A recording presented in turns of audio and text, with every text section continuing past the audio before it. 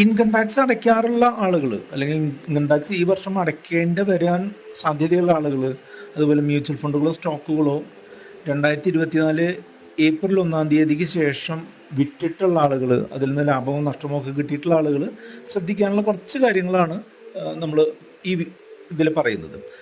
March 31-ന് മുൻപ് ഈ പറയുന്ന കാര്യങ്ങളിൽ നിങ്ങൾക്ക് അപ്ലിക്കബിൾ ആയിട്ടുള്ള കാര്യങ്ങൾ ചെയ്യുന്നത് നിങ്ങളുടെ ടാക്സ് വരുന്ന എമൗണ്ട് കുറയ്ക്കാനും നിങ്ങൾക്ക് കൂടുതലായിട്ട് പിടിച്ചിട്ടുള്ള ടാക്സ് നിങ്ങൾക്ക് തിരികെ കിട്ടാനുമുള്ള കാര്യങ്ങൾ നമുക്ക് നോക്കാവുന്നതാണ്. അപ്പോൾ അതിനെ പറ്റിയിട്ടാണ് ഇന്ന് പറയുന്നത്. ലാഭം കിട്ടുമ്പോഴാണല്ലോ നമ്മൾ ഇൻകം ടാക്സ് അടയ്ക്കേണ്ടത്. ആ ലാഭത്തിനെ ചില നഷ്ടങ്ങളുമായിട്ട് നമുക്ക് അഡ്ജസ്റ്റ് ചെയ്യാം, സെറ്റിംഗ് ഓഫ് എന്ന് പറയും. അതുപോലെ നമുക്ക് ഇപ്പോൾ നഷ്ടം മാത്രമേ ഉള്ളൂ, ടോട്ടൽ നോക്കുമ്പോൾ നഷ്ടം മാത്രമേ ഉള്ളൂ എന്നുണ്ടെങ്കിൽ ആ നഷ്ടത്തിനെ നമുക്ക് ക്യാരി ഫോർവേഡ് ചെയ്യാം. 8 വർഷത്തോളമൊക്കെ നമുക്ക് ക്യാരി ഫോർവേഡ് ചെയ്യാം. അപ്പോൾ പ്രധാനമായിട്ടും സെറ്റിംഗ് ഓഫും ക്യാരി ഫോർവേഡും ഈ 2 കാര്യങ്ങളാണ് പ്രധാനമായിട്ട് നമ്മൾ മനസ്സിലാക്കിയിരിക്കേണ്ട കാര്യങ്ങൾ. ലാഭത്തിനെ നഷ്ടവുമായിട്ട് സെറ്റ് ഓഫ് ചെയ്ത് ബെനിഫിറ്റ് കിട്ടുന്നതിനോ അല്ലെങ്കിൽ നമുക്ക് ക്യാരി ഫോർവേഡ് ബെനിഫിറ്റ് കിട്ടുന്നതിനോ കൃത്യമായിട്ടുള്ള സമയത്ത് ടാക്സ് ഫയൽ ചെയ്യുക എന്നുള്ളത് വളരെ പ്രധാനപ്പെട്ട ഒരു കാര്യമാണ്. എല്ലാ വർഷവും ജൂലൈ 31-ാം തീയതിയാണ് സാധാരണ നിലയിൽ തൊട്ട് മുൻപ് അവസാനിച്ച മാർച്ച് 31-ാം തീയതി അവസാനിച്ച ഫിനാൻഷ്യൽ ഇയറിൻ്റെ ഒരു ടാക്സ് നമ്മൾ ഫയൽ ചെയ്യേണ്ടത്. ആ കൃത്യമായ സമയത്ത് നമ്മൾ ഫയൽ ചെയ്യുക എന്നുള്ളത് വളരെ പ്രധാനമാണ്. ഇനി സെറ്റ് ഓഫ് ചെയ്യുക എന്ന് പറഞ്ഞിട്ടുള്ള കാര്യത്തിനെ പറ്റി ഞാൻ ക്വിക്കായിട്ടൊന്ന് പറഞ്ഞുതരാം. സെറ്റ് ഓഫ് ചെയ്യുക എന്ന് പറഞ്ഞിട്ടുണ്ടെങ്കിൽ ഇപ്പോൾ ഒരു ഉദാഹരണമായിട്ട് പറയുകയാണെങ്കിൽ നിങ്ങളുടെ കയ്യിൽ 2 വീടുകളുണ്ട്. അതിൽ ഒരു വീടിന് ഹോം ലോൺ ഉണ്ട്, മറ്റൊരു വീടിന് നമ്മൾ റെൻറ്റിന് കൊടുത്ത് അതിന് റെൻറ്റും കിട്ടുന്നുണ്ട്. അപ്പോൾ റെൻ്റ് ഒരു വരുമാനമാണ്, അതിന് നമ്മൾ ടാക്സ് കൊടുക്കാൻ ബാധ്യസ്ഥരാണ്. പക്ഷേ നമ്മൾ ലോണിന് പലിശ കൊടുക്കുന്നത് കൊണ്ട് തന്നെ, ഹോം ലോണിന് പലിശ കൊടുക്കുന്നത് കൊണ്ട് തന്നെ ആ ലോണിന് കൊടുത്തിട്ടുള്ള പലിശ നമ്മളുടെ ഈ റെൻറ്റുമായിട്ട് തട്ടിക്കിഴിക്കാനും അല്ലെങ്കിൽ അതിനനുസരിച്ച് അഡ്ജസ്റ്റ് ചെയ്ത് അതിൽ കുറഞ്ഞ ഒരു ടാക്സ് ലയബിലിറ്റി വരുത്താനുമുള്ള ഒരു ഓപ്പർച്യൂണിറ്റി ഉണ്ട്. അതുപോലെ മറ്റൊരു ഉദാഹരണമായിട്ട് പറയുകയാണെന്നുണ്ടെങ്കിൽ ഈ സ്പെക്കുലേറ്റീവ് ബിസിനസ്സുകൾ, അതായത് സ്പെക്കുലേറ്റീവ് ബിസിനസ്സുകൾ എന്ന് പറഞ്ഞിട്ടുണ്ടെങ്കിൽ നമ്മൾ എളുപ്പത്തിൽ മനസ്സിലാക്കുകയാണെന്നുണ്ടെങ്കിൽ ഇൻട്രാഡേ ഷെയർ ട്രേഡിങ്, നമ്മൾ ഇന്ന് ഒരു ഷെയർ വാങ്ങി ഇന്ന് തന്നെ വിൽക്കുന്ന ഒരു ട്രേഡിങ് ആക്ടിവിറ്റീനെ സ്പെക്കുലേറ്റീവ് ബിസിനസ് എന്ന് പറയും. ആ സ്പെക്കുലേറ്റീവ് ബിസിനസ് നടത്തി, അതാണ് ഒരു എക്സാമ്പിൾ. സ്പെക്കുലേറ്റീവ് ബിസിനസ് നടത്തി നമ്മൾക്ക് കുറേ നഷ്ടം ഉണ്ടായിട്ടുണ്ടെന്നുണ്ടെങ്കിൽ മറ്റൊരു സ്പെക്കുലേറ്റീവ് ബിസിനസ്സിൽ നിന്നുള്ള ലാഭവുമായിട്ട് നമ്മൾക്ക് തട്ടിക്കിഴിക്കാനായിട്ട് പറ്റും എന്നുള്ളതാണ്. അതുപോലെ ഫ്യൂച്ചർ ആൻഡ് ഓപ്ഷൻസ് ഒരു നോൺ സ്പെക്കുലേറ്റീവ് ബിസിനസ് ആക്ടിവിറ്റിയാണ്.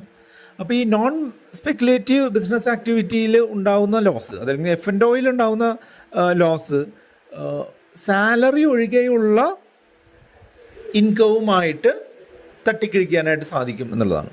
അപ്പോൾ നമുക്ക് മറ്റുള്ള ഇപ്പോൾ റെൻ്റൽ ഇൻകം ഉണ്ട് അല്ലെങ്കിൽ മറ്റെന്തെങ്കിലും ഇൻകം ഉണ്ടെന്നുണ്ടെങ്കിൽ അതിൽ നിന്ന് കിട്ടുന്ന ലാഭത്തിന് ഈ ഫ്യൂച്ചേഴ്സ് ആൻഡ് ഓപ്ഷൻസിൽ വരുത്തിയ നഷ്ടം കൊണ്ട് കുറച്ചിട്ടുള്ള എമൗണ്ടിന് മാത്രം നമ്മൾ ടാക്സ് കൊടുത്താൽ മതി. ഇതാണ് ഈ ബിസിനസ് ആക്ടിവിറ്റിയിൽ നിന്നുള്ള ഇൻകത്തിൻ്റെ തട്ടിക്കിഴിക്കുന്ന പരിപാടി. ഡെലിവറിയിൽ വാങ്ങിയിട്ടുള്ള സ്റ്റോക്കുകൾ, അതുപോലെ മ്യൂച്വൽ ഫണ്ടുകൾ, ഇത് വാങ്ങി നമ്മൾക്ക് വിൽറ്റപ്പോൾ ഒരു നഷ്ടമാണ് കിട്ടിയിട്ടുള്ളതെന്നുണ്ടെങ്കിൽ നമ്മൾക്ക് ആ വർഷം കിട്ടിയിട്ടുള്ള ഷോർട്ട് ടേം ക്യാപിറ്റൽ ഗെയിനുമായിട്ടോ ലോങ് ടേം ക്യാപിറ്റൽ ഗെയിനുമായിട്ടോ അഡ്ജസ്റ്റ് ചെയ്യാനായിട്ട് പറ്റും. ഒരു ഉദാഹരണമായിട്ട് പറയുകയാണെങ്കിൽ, ഞാൻ കഴിഞ്ഞ സെപ്റ്റംബറിൽ ഇപ്പോൾ ഒരു സ്റ്റോക്കും മ്യൂച്വൽ ഫണ്ടൊക്കെ വിറ്റ് ഒരു 10 ലക്ഷം രൂപ ലാഭം ഉണ്ടാക്കിയിട്ടുണ്ടെന്നുണ്ടെങ്കിൽ എനിക്ക് ഈ 10 ലക്ഷം രൂപയുടെ 12.5%, അതായത് 1.25 ലക്ഷം രൂപ ഞാൻ ടാക്സ് അടയ്ക്കണം. അതേസമയം തന്നെ എനിക്കിപ്പോൾ എൻ്റെ ലോങ് ടേം സ്റ്റോക്കുകളിൽ ചിലപ്പോൾ ഒരു 8 ലക്ഷം രൂപ നഷ്ടത്തിലാണ് നിൽക്കുന്നതെന്നുണ്ടെങ്കിൽ ഞാൻ ആ സ്റ്റോക്കുകൾ ഇപ്പോൾ വിറ്റ് കഴിഞ്ഞിട്ടുണ്ടെന്നുണ്ടെങ്കിൽ എനിക്ക് 8 ലക്ഷം രൂപ നഷ്ടം വരികയും, അതായത് എൻ്റെ ടോട്ടൽ ഈ ഫിനാൻഷ്യൽ ഇയറിലെ നഷ്ടം എന്ന് പറയുന്നുണ്ടെങ്കിൽ 10 - 8, അതായത് 2 ലക്ഷം രൂപ മാത്രം നഷ്ടമാവുകയും അതിൻ്റെ 12.5% വെറും 25,000 രൂപ മാത്രം ടാക്സ് അടച്ചുകൊണ്ട് എനിക്ക് രക്ഷപ്പെടാനും സാധിക്കും എന്നുള്ളതാണ്. അപ്പോൾ അങ്ങനെ ഒരു ഷോർട്ട് ടേം ക്യാപിറ്റൽ ലോസിനെ ഷോർട്ട് ടേം ക്യാപിറ്റൽ ഗെയിനുമായിട്ടോ ലോങ് ടേം ക്യാപിറ്റൽ ഗെയിനുമായിട്ടോ നമുക്ക് അഡ്ജസ്റ്റ് ചെയ്യാനായിട്ട് പറ്റും.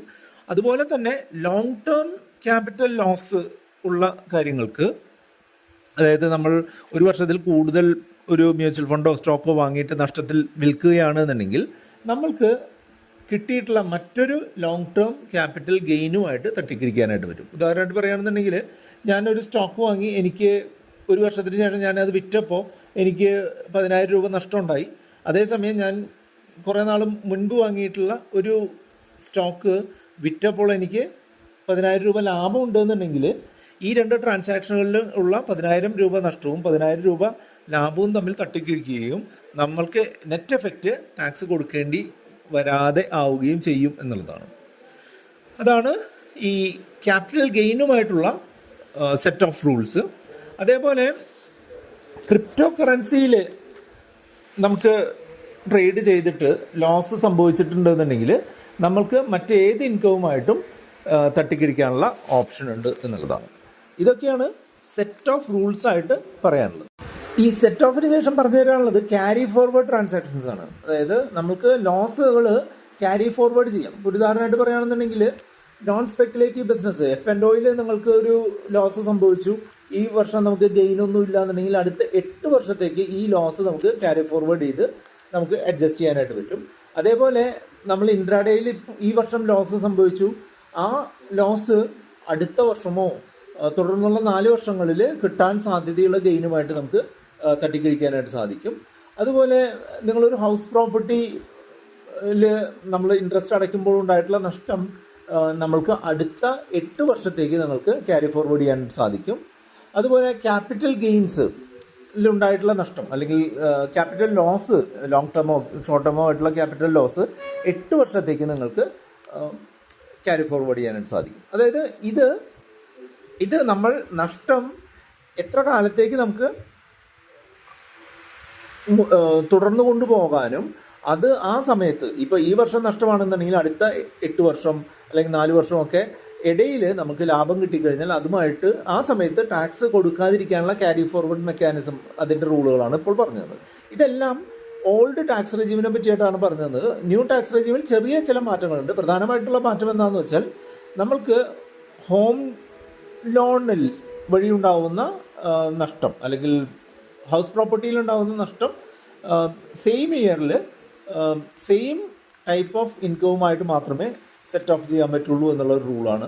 അത് ബാക്കി എല്ലാ റൂളുകളും ഏതാണ്ട് ഒരേപോലെയാണ് എന്നുള്ളതാണ് എനിക്ക് പറഞ്ഞു തരാനുള്ളത്.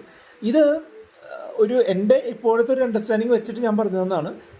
ഒരു ടാക്സ് പ്രാക്ടീഷണറുമായിട്ട് കൺസൾട്ട് ചെയ്ത ഒരു തീരുമാനങ്ങൾ എടുക്കുന്നത് നന്നായിരിക്കും. പക്ഷേ ഒരു ബേസിക് ആയിട്ടുള്ള ഒരു അവയർനെസ് തന്നു എന്ന് മാത്രമേ ഉള്ളൂ.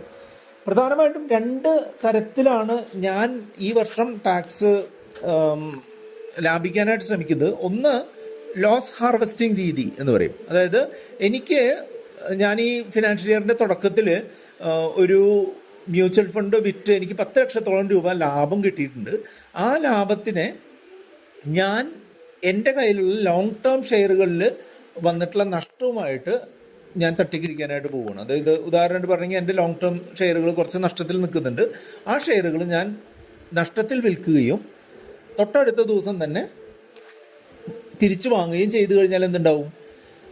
എനിക്കിപ്പോൾ 10 ലക്ഷം രൂപ എനിക്ക് മ്യൂച്വൽ ഫണ്ട് വിറ്റപ്പോൾ കിട്ടിയ ലാഭത്തിന് അടയ്ക്കേണ്ട 1,25,000 എന്ന് പറഞ്ഞ ടാക്സ് ഞാൻ കുറച്ച് കൊണ്ടുവരാനായിട്ട് സാധിക്കും. ഇപ്പോൾ ഒരു ഉദാഹരണമായിട്ട് പറയുകയാണെങ്കിൽ, എനിക്ക് ഒരു 2 ലക്ഷം രൂപ സ്റ്റോക്കിൽ നഷ്ടം കാണിക്കാൻ സാധിക്കുകയാണെന്നുണ്ടെങ്കിൽ എൻ്റെ 10 ലക്ഷം ലാഭം 2 ലക്ഷം കൂടെ കുറച്ചിട്ട് 8 ലക്ഷത്തിൻ്റെ ലാഭത്തിന് മാത്രം ഞാൻ ടാക്സ് അടച്ചാൽ മതിയാവും. അതായത് ഈ സിറ്റുവേഷനിൽ ഞാൻ 1 ലക്ഷം രൂപ മാത്രം ടാക്സ് അടച്ചാൽ മതിയാവും. 1.25 ലക്ഷം എന്നുള്ളത് 1 ലക്ഷം മാത്രം അടച്ചാൽ മതിയാവും. അതായത് 25,000 രൂപ എനിക്ക് അങ്ങനെ ലാഭിക്കാനായിട്ട് പറ്റും. അതായത് ഞാൻ ചെയ്യുന്നത്രേ ഉള്ളൂ. മുൻപ് എനിക്ക് മ്യൂച്വൽ ഫണ്ട് വിട്ടിട്ട് കിട്ടിയപ്പോൾ ഉണ്ടായ ലാഭത്തെ ഇപ്പോൾ കയ്യിലിരിക്കുന്ന ലോങ് ടേം ഷെയറുകൾ നഷ്ടത്തിൽ വിറ്റുകൊണ്ട് പിറ്റേ ദിവസം തന്നെ തിരിച്ചു വാങ്ങിക്കൊണ്ട് ആ നഷ്ടം മുൻപ് കിട്ടിയ ലാഭവുമായിട്ട് അഡ്ജസ്റ്റ് ചെയ്യുക, എന്നിട്ട് ടാക്സ് കുറച്ച് കൊടുക്കുക എന്നുള്ളതാണ്. അതാണ് ലോസ് ഹാർവെസ്റ്റിങ്ങിൻ്റെ ഒരു രീതി ഞാൻ പരീക്ഷിക്കാനായിട്ട് പോകുന്നത്.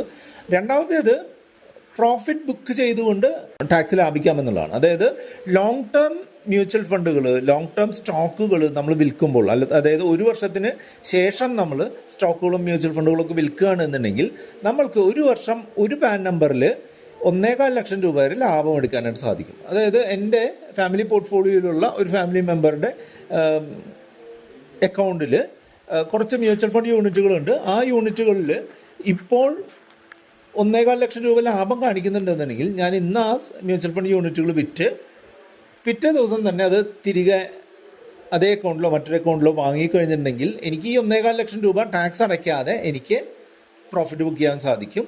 അതേപോലെ തന്നെ ഞാൻ തൊട്ടടുത്ത ദിവസം തന്നെ ഇത് വാങ്ങുന്നതുകൊണ്ട് എൻ്റെ ലോങ് ടേം ബെനിഫിറ്റ്സ് അതേപോലെ ഇൻടാക്റ്റായിട്ട് നിലനിർത്തുകയും ചെയ്യും. ഈ 2 രീതികളാണ് ഞാൻ പ്രധാനമായിട്ടും ഈ വർഷം അഡോപ്റ്റ് ചെയ്യാനായിട്ട് ഉദ്ദേശിക്കുന്നത്. ഇതുമായിട്ട് ബന്ധപ്പെട്ട എന്തെങ്കിലും കാര്യങ്ങൾ അറിയാണ്ടെങ്കിൽ നമ്മുടെ വാട്സപ്പ് നമ്പറായിട്ടുള്ള 8848030018 നിങ്ങൾക്ക് കോൺടാക്ട് ചെയ്യാവുന്നതാണ്.